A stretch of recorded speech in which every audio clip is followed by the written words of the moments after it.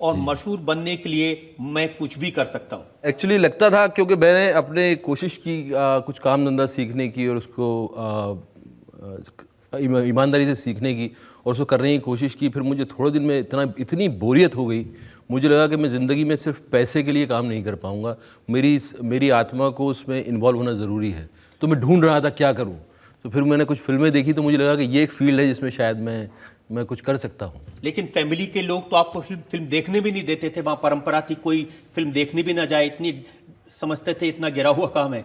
समझते थे उनके लिए सिनेमा जो है हमेशा से नीचे दर्जे का एक नीचा दर्जा, उनको हमेशा नीची नज़र से देखते थे। उनको लगता था कि नाचने गाने वालों का काम है। तो मैंने अपनी माँ को कन्विंस करने की कोशिश की कि मैं नाचने गाने नहीं जाऊँगा इंडस्ट्री में, मैं थोड़ा कुछ अच्छा काम करूँगा। लेकिन उनके समझ में नहीं आया, वो कभी माने नहीं।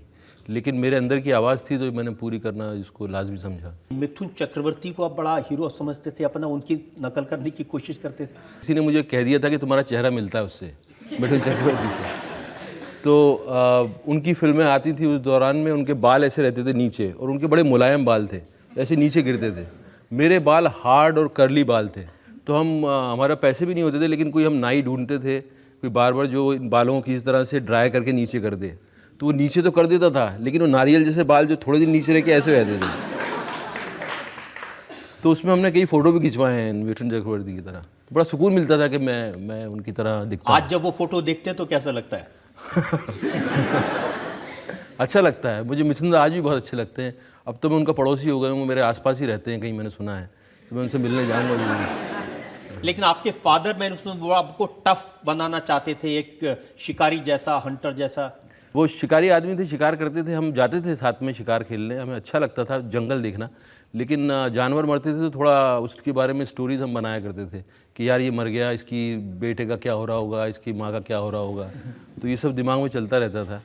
एक बार मेरे से उन्होंने एक बंदूक चलवाई थी और एक जानवर मर गया था, और उसका मुझे बहुत ज़्यादा असर रहा था मेरे ऊपर। मुझे कहा करते थे कि हमारे घर में जो है, पठानों के घर में ये ब्राह्मण पैदा हो गया है।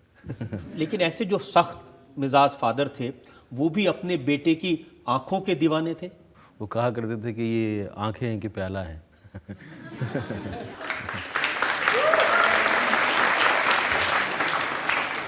लेकिन ऐसे ही परिवार की आंखों में धूल झोंक के आप झूठ बोल के एनएसडी चले गए।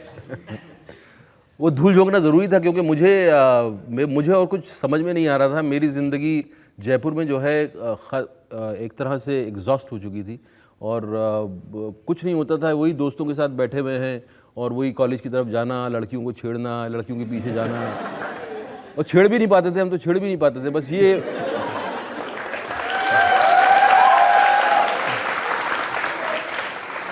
हम लोग सिर्फ मार्क किया करते थे। दो लड़कियां जा रही हैं, उनको मार्क करते थे, ये मेरी, ये तेरी।